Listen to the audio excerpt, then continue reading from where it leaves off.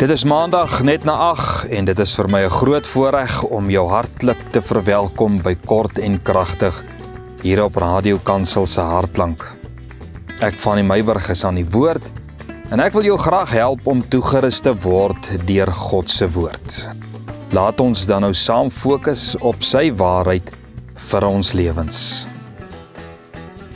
Ja, goeienaand. Ek groet jou vanaand oudergewoonte hier op Radio Kansel se Hartklank, die aanlyn platform van Radio Kansel, en ek vertrou jy het 'n goeie naweek gehad en dit is my gebed dat jy 'n goeie nagrus sal hê en 'n goeie week sal hê. Maar voordat ons nou die nagrus gaan aanvat, wil ek weer met jou uit God se woord gesels en met die versekering in 'n ou se hart, danksy die tegnologie, dat jy hierdie boodskap of enige ander boodskap wat jy graag weer na wil luister of na wil verwys of wil aanstuur, jy kan dit kry daar op die platform van YouTube onder Fanie Meiburg, en ek weet dit sal vir jou tot groot seën wees. Vanaand gesels ek met jou weer oor 'n ander gedagte. Laasweek het ons gesels oor belangrike besluite wat ons moet neem, en vanaand weer eens oor heeltemal iets anders. Jy weet, dit reën mos partykeer, soos wat hulle nou gesê het, hierdie reenseisoen veral van 2025 na die winter en vir die somer wat gaan kom van 2026, die nuwe jaar, gaan 'n baie nat jaar wees in sekere dele van Suid-Afrika. En dit voel mos partykeer vir 'n mens asof die hemele oorversadig is en van alle oorskot moet ontslaa raak, en dan as dit so reën, natuurlik dan soek 'n mens mos 'n sambreel of 'n reënjas en waterskoene om al hierdie hemelse seëninge buitekant te kan hou. Behalwe as jy nou een van daardie lawwe mense is, en ek bedoel nou laf goed, mooi, ek bedoel dit mooi, waar jy lekker wil speel en dans in die reën. Miskien is jy een van hulle. Nou daar is nie 'n probleem daarmee nie, want ek gesels met jou vanaand oor hierdie sambreel en reënjas waterskoen gedagte, want jy wil mos nou eintlik, jy weet, droog gehou word onder of binne in jou reënjas en natuurlik jou sambreel. En dan, na die winter, as die reën kom en jy wil daai sambreel oopmaak, dan tref 'n geweldige realiteit jou sambreel lek. En dit was nou onlangs my lot gewees, die frustrasie. Wanneer jy die sambreel oopmaak na die winter, nou wil jy onder hom staan, nou lek jou sambreel. Jy's gefrustreerd, want dit wat jou moet beskerm en jou waardigheid moet in plek hou, dit lek nou.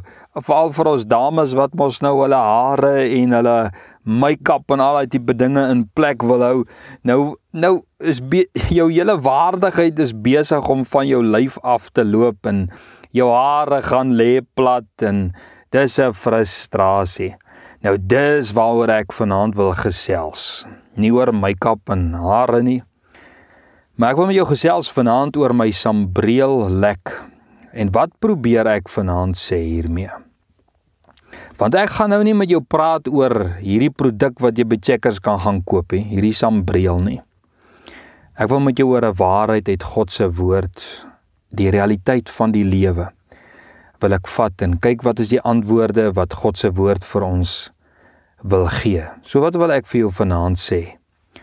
Niemand van ons is volmaak nie. Almal van ons het lekplekke.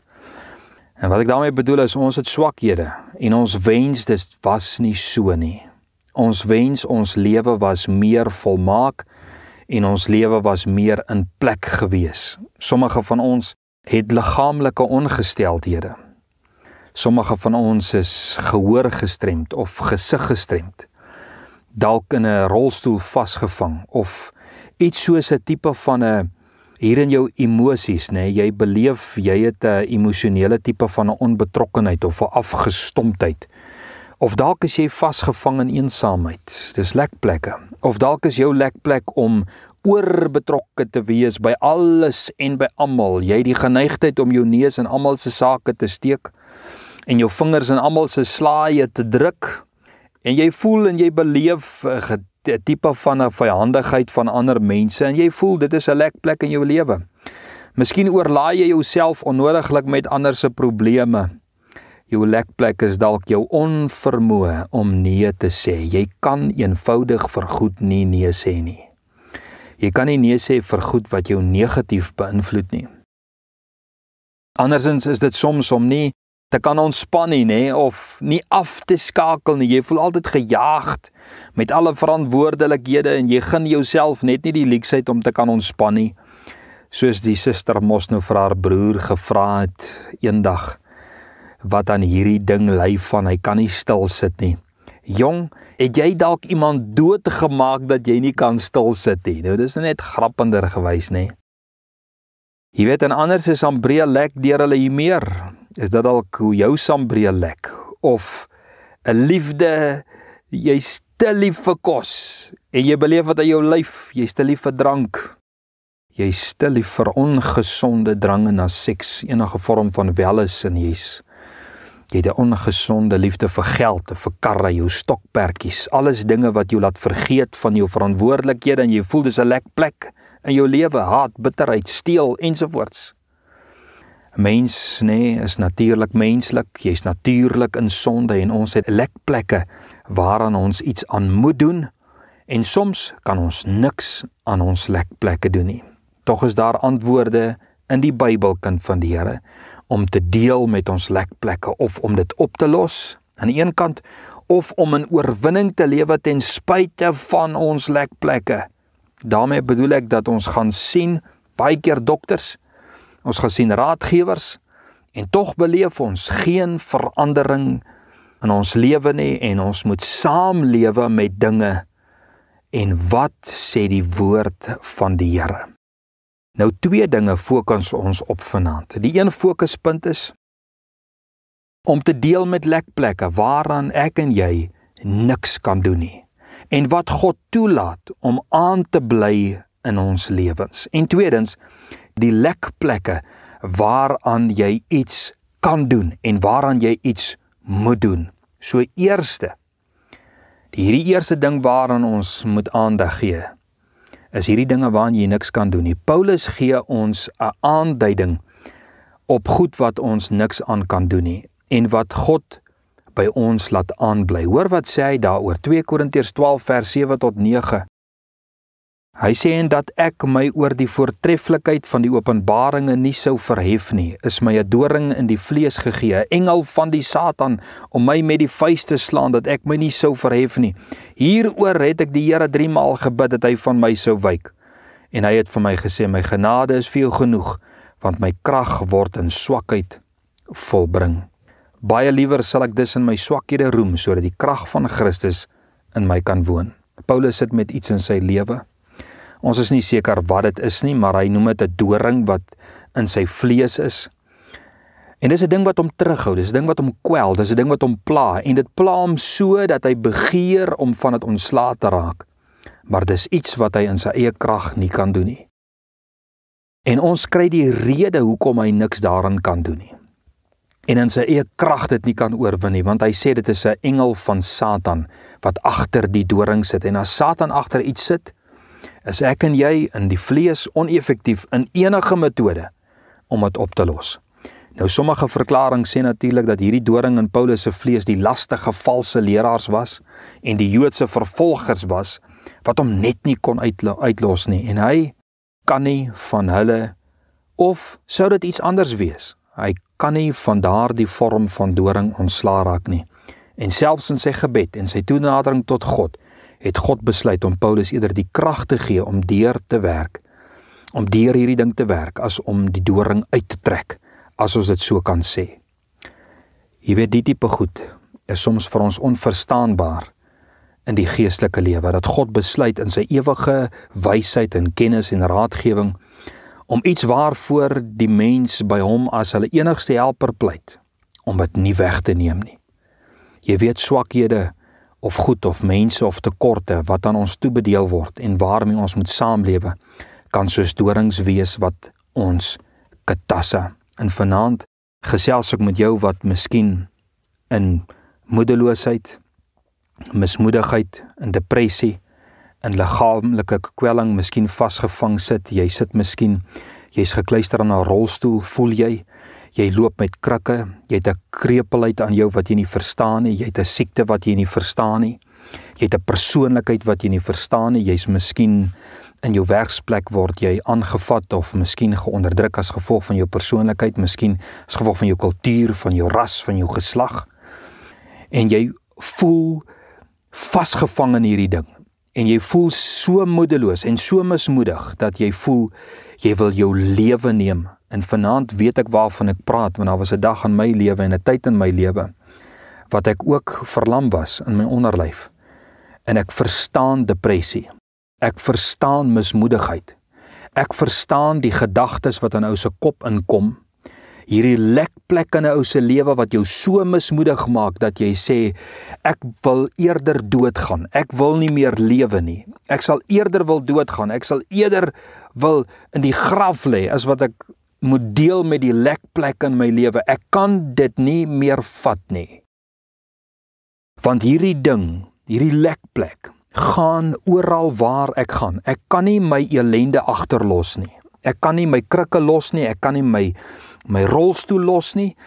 Ek kan nie my persoonlikheid los nie. Ek kan nie my siekte los nie. Ek kan nie hierdie omstandighede van my kan ek nie los nie. Dit gaan waar ek gaan.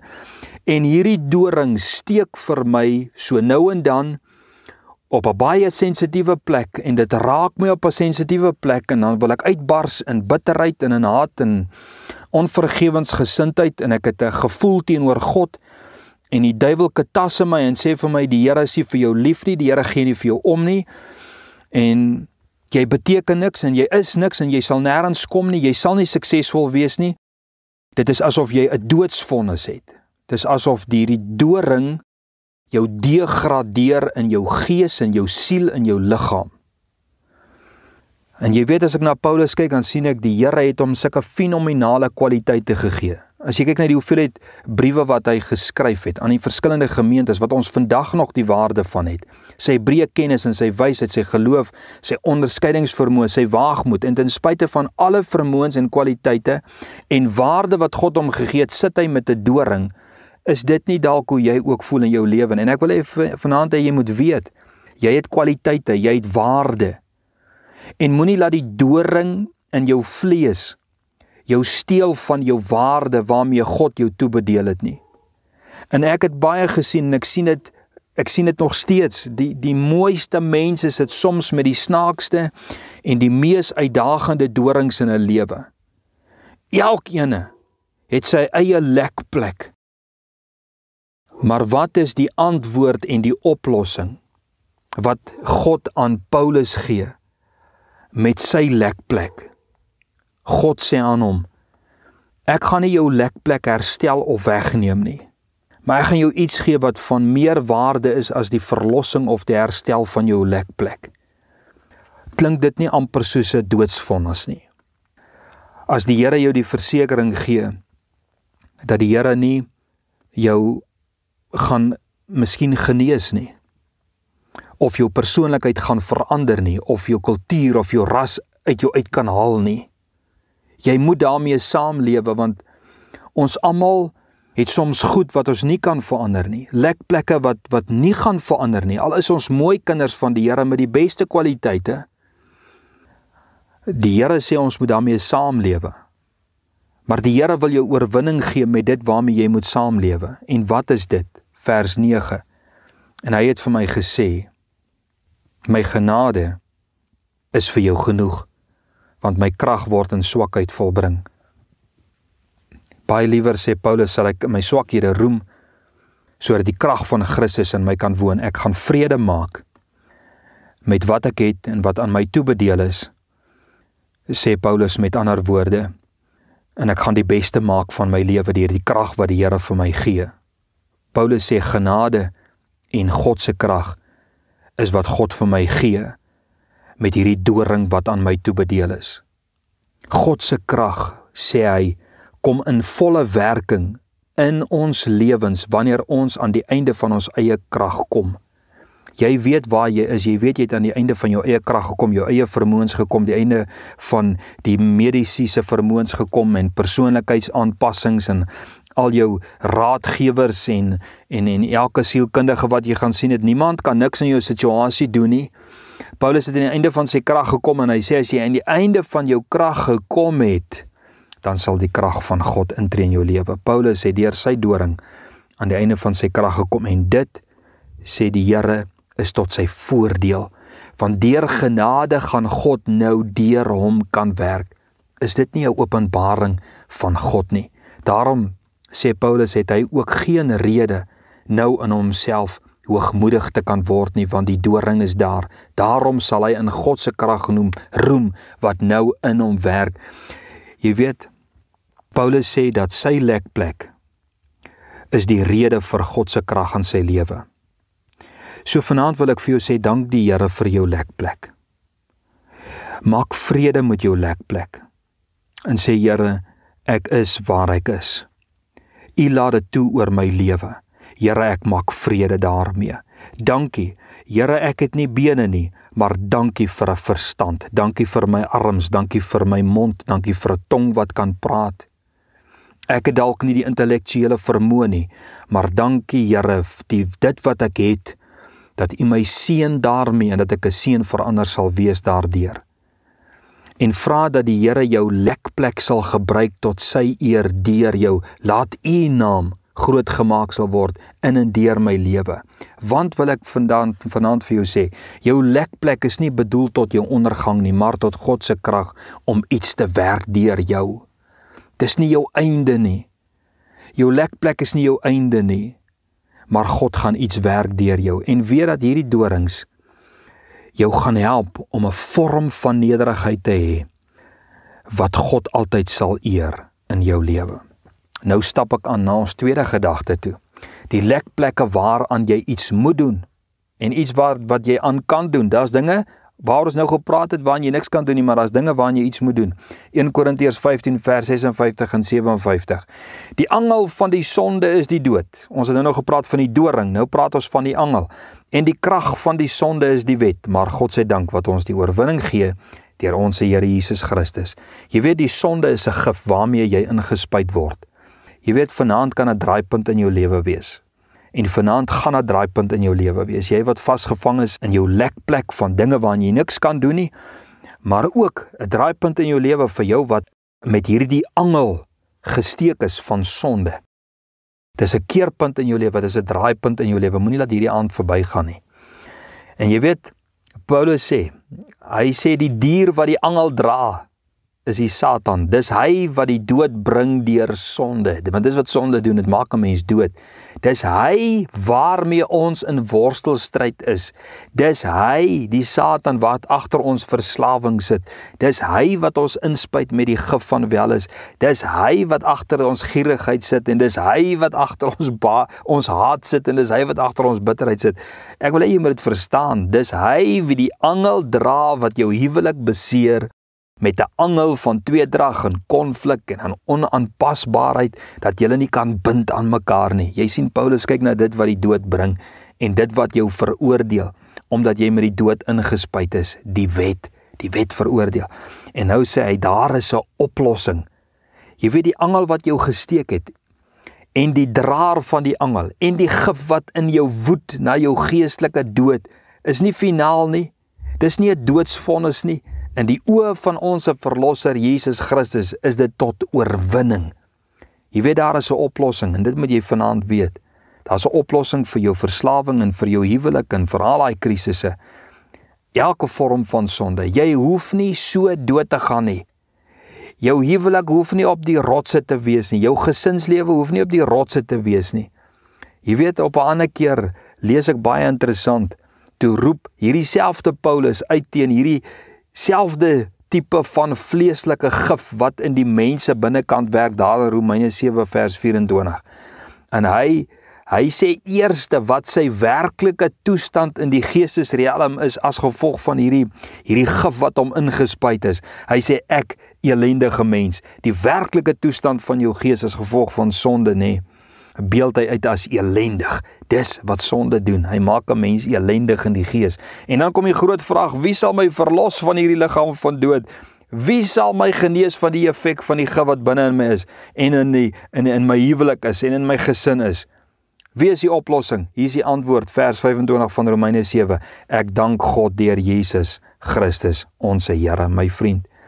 Liewe luisteraar, daar was 'n vrou wat aan bloedvloeiing gelei het. Die skrif sê vir ons, sy het al haar geld en al haar krag het sy gespandeer aan haar elende, na elke dokter toe gaan wat moontlik is. Niemand kon haar help nie, en elke aardse arm het haar teleurgestel. Niemand kon by die oplossing van haar probleem kom nie, maar sy het gehoor van Jesus, sy het haar wilskrag en haar geringe menslike krag wat sy nog oor gehad het ingespan, deur die mense gedruk en desperaat aan Jesus geraak. Nooit aan Jesus, eers haar klagte met Jesus gedeel nie, net na Jesus toe gegaan en hom aangeraak. En toe oomblik toe Jesus dit opmerk, toe soek hy wie dit is, en toe sien hy dis hierdie vrou in haar desperaatheid, en sy was onmiddellik genees. Satan en sonde kan net deur Jesus meegedeel word. Jy kan met baie dinge, na baie mense gaan vir hulp, maar ek vir jou sê, met hierdie twee aspekte van die lewe, sonde en Satan, kan jy nie meer deel nie.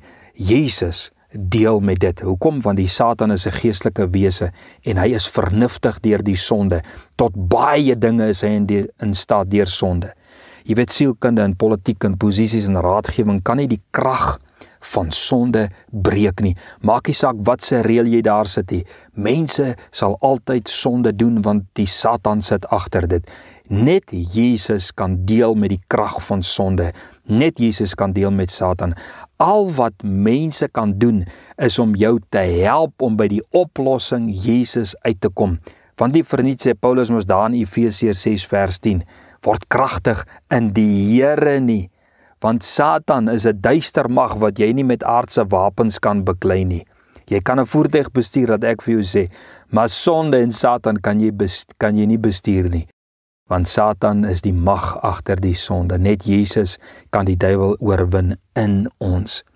Jy weet, jou sambreel lek, want Satan het met die angel van sonde gate daarin gesteek, en jy beleef die effek daarvan.